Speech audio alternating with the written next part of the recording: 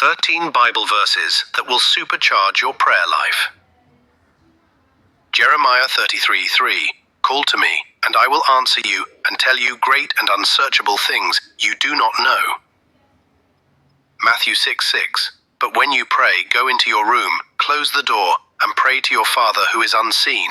Then your Father who sees what is done in secret will reward you. 1 Thessalonians 5:17. Pray without ceasing. Philippians 4:6.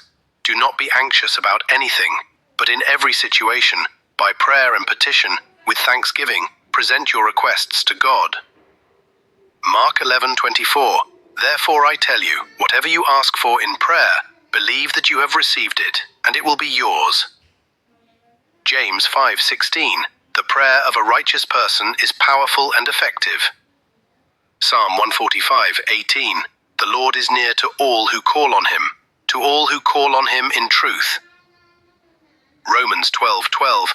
Be joyful in hope, patient in affliction, faithful in prayer.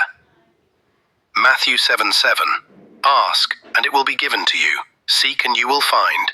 Knock, and the door will be opened to you.